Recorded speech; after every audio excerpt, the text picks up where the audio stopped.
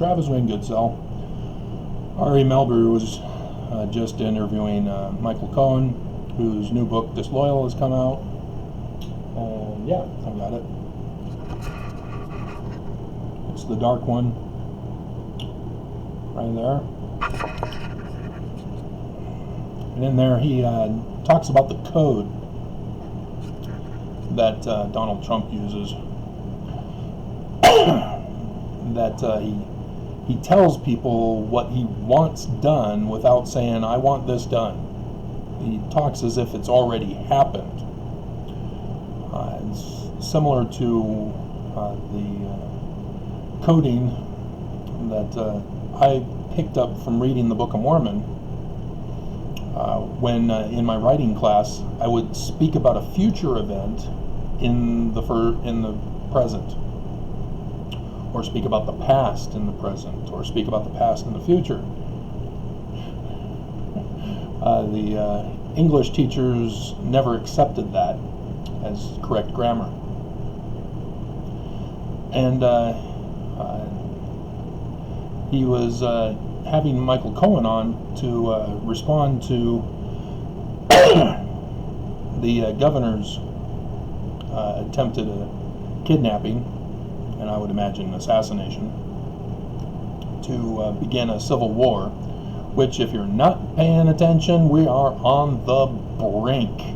We are in the first phases of civil unrest because of the authorities who are purposely causing it. But Trump is the main authority who has coded out that he wants it to be done. And so all of these groups, they know exactly what Trump wants. That's why the militia and militant group or whatever out in Michigan did what they did, is because they heard Trump talk, they understood his code, and they acted on it. That's what all white supremacists have been doing since Trump took office. They heard Trump speak, they understood the code, they acted on it, and white supremacist violence and murders have gone on the skyrocketing rise since Trump took over. Put on the throne in the reign of the first year when the sign of the Son of Man occurred. Yes, this is what's going on, and everybody wants to ignore it. The Book of Mormon had to be encoded to counter the threat to America, who was looking for those who had been responsible for foiling their plot in 1826 in Canandaigua, New York, just south of Palmyra. Yes, Joseph Smith Sr. was a part of it. An American hero that nobody knows about. And so the Proud Boys, it was made very clear when Trump was asked, will you denounce white supremacy? I don't know what that is. Give me a name. I never knew them. Pictures are fake. The video's fake. Audio's fake. I never knew them. And Biden says, Proud Boys. Proud Boys. And so, stand back and stand by. He gave an order to stand ready. And everybody's wondering, oh, what? Did he mess up? It was a gaffe? I guess, is that what it is called? A gaffe, when you speak incorrectly about something and you have to go back and correct what you said? Or is Trump, is he unfit? Is he not thinking clearly? Blah, blah, blah. Do we need the 25th Amendment? No. He knew exactly what he wanted to say, because he was specifically asked, will you tell white supremacists to stand down? You can hear, is it Chris Wallace, the moderator, tell him specifically to tell them to stand down. And instead he says, stand back and stand by. And so everybody was all wondering all over the news, what did he mean by this? What did he mean? Yeah, the Proud Boys knew, and they tweeted and put out their whatevers on social media. We heard you, Mr. President. And the signs and symbols, stand back and stand by, Proud Boys. They knew exactly what he meant. And so when it comes to the church, there's a symbol.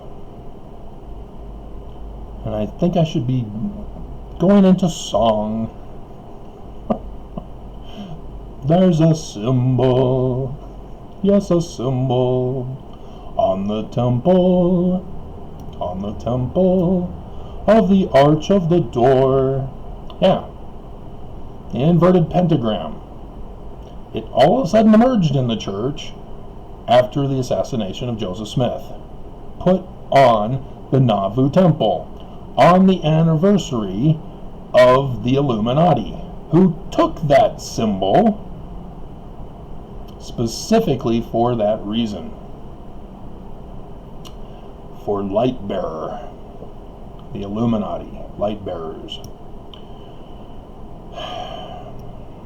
And so everybody knows the symbol. And yet, when you confront a Mormon, it represents Jesus. It represents revelation from heaven. They will not accept it for what it is. That Brigham Young was Illuminati, whom Joseph Smith had prevented from destroying America and returning it to a monarchy in 1826.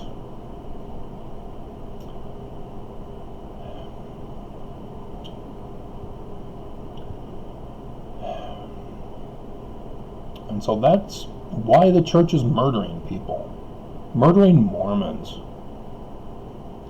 The whole point and purpose was to destroy America and from the ashes rise up as a new world order with the religious doctrine of Lucifer. Albert Pike is the transitional confirmation that it was still in operation. And when you include the church, which nobody else does, people go to Albert Pike, but they leave out the church part of it. And they can't fill in the gaps as a result. And so that's why Nelson, as a medical doctor, is causing harm to Mormons, violating his Hippocratic oath to do no harm. And it's sad to watch Mormons with their vile hate comments, telling me that I'm evil and apostate. How dare I speak out against the Lord's anointed? He's a true prophet of God, and they even bear testimony, which is false witness, violation of the Ten Commandments. But, gee, apparently they don't know the Ten Commandments. Just as King Noah and his wicked priests did not know the Ten Commandments, as Abinadi had to instruct them, and got them so angry that they murdered him by burning him at the stake. Burn the witch.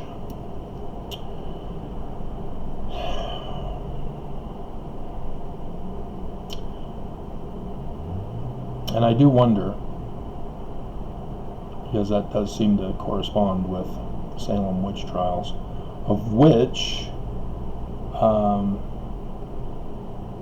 Joseph Smith Sr.,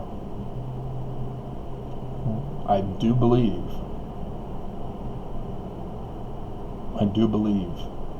was involved. There was, I'd have to go back and check, because I don't think it was grandfather or father of Smith Sr. But there was an incident where he was required to testify in a hearing for witchcraft against a guy's wife and another woman, and was opposed to witchcraft. So when the historians come out and say, oh, 2 rocks and a hat, that's witchcraft. Oh, the holiness to the Lord parchment, witchcraft. No.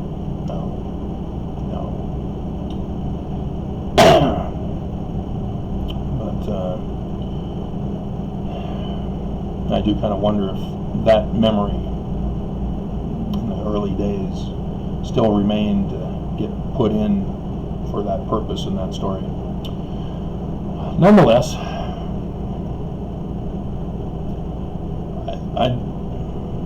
I can't get through to Mormons. It's almost 5 o'clock. Nothing has apparently happened other than outside of the church. The church came out with an update for Gong, saying he's back home now. They were just mild symptoms, which, he seems fit enough. Sure, why not? But they say that all of the apostles have now been tested, and they tested negative. Okay. And so I'm not seeing anything that would indicate the collapse of the church today. We still have time, I guess. We still have tomorrow, there's a whole bunch of things being set up for tomorrow, but not for the church. So, yeah, I don't understand it. Similar to when the Tetrad began. In 2014, I hear about the one for April, or was it March? It varies because of the moon, but the one around the April conference, and I thought, oh, okay, well, let's see if that pattern still continues with the death of an apostle. Nothing. Comes and goes, and I'm like, oh, okay, I guess it didn't happen. Then I find out later for the October session that, oh, another one, 2. Wow, okay. Maybe this is a different scenario. Maybe we're going to have 2. Maybe I should give 2 months plus or minus. No, nothing. Then, boom, the 3rd one. And I'm like, oh, why didn't you tell me this was a tetrad? I still hadn't figured out Google search to find Wikipedia listing of all lunar eclipses and solar eclipses. And I still had the older version of my stellarium, hadn't found this one yet. And so, yeah, I didn't know to know, and then boom, a 3rd one for conference. And I went, oh wow, a 4th one. And so I thought, okay, maybe I'll have to wait until after the 4th one to have something happen now. And will it be plus or minus 4 days, 4 months, 4 years? Hadn't known yet, but then boom, boom, boom. Within that 3rd and 4th one, 3 apostles bite the dust. Dun dun dun dun dun dun dun dun dun dun. So there is no lunar eclipse. There is a solar eclipse next month. Let me bring that up again. It's not over the United States, though. It's a different country, which means it affects a different leader. But let me check lunar eclipses 2020. Dun dun dun dun dun dun dun dun dun. There is a penumbral eclipse on the 29th and 30th. That's interesting. But the total solar eclipse is in December 14th. Okay. So there's the Father's Day solar eclipse, which was the 3rd dark day, by the way. When it was announced, I went, oh, it's over the whole old world. Oh, wow, just like our first one was over the United States. Oh, so yeah, but let's see what time and date has. Well, will they show me the picture of where it'll be located? Wikipedia. Now the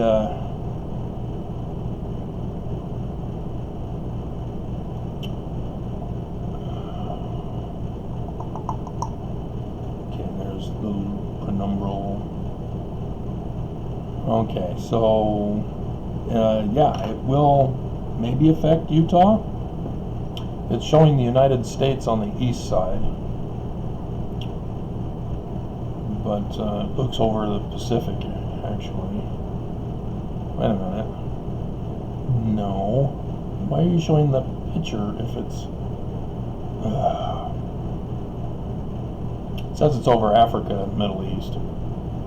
So, yeah, that's also very interesting, is that the Father's Day one was over the Old World, and so now we have a lunar penumbral over the Old World. Interesting, because it was annular instead of a total for the solar. Alright, so it's the Old World for this year. Interesting. Alright. And so with this, I thought, well, okay, we had a week, because tomorrow is the last day of Sukkot, the Festival of Ingathering, and we've got fallen stars and moon, and everybody's fallen lately. Up in the sky, and then Nelson goes and gives his conference thing, and he just fell hard. But, alright, so that project is done.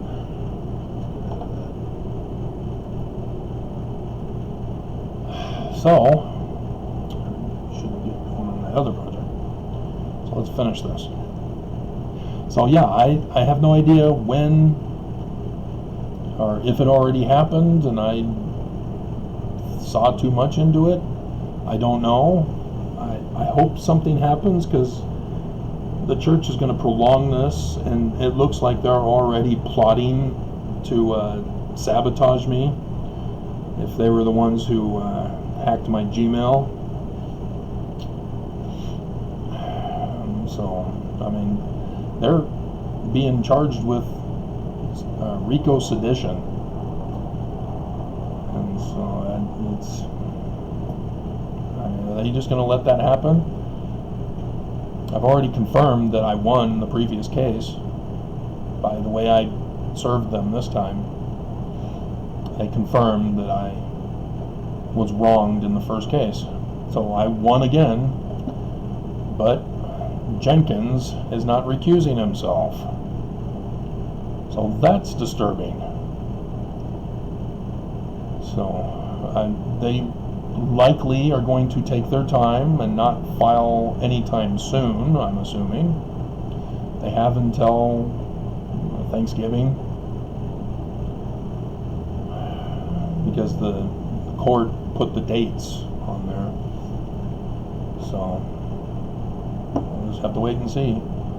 But I knew the code. Everybody else knows the code. Why are Mormons pretending to be dumb?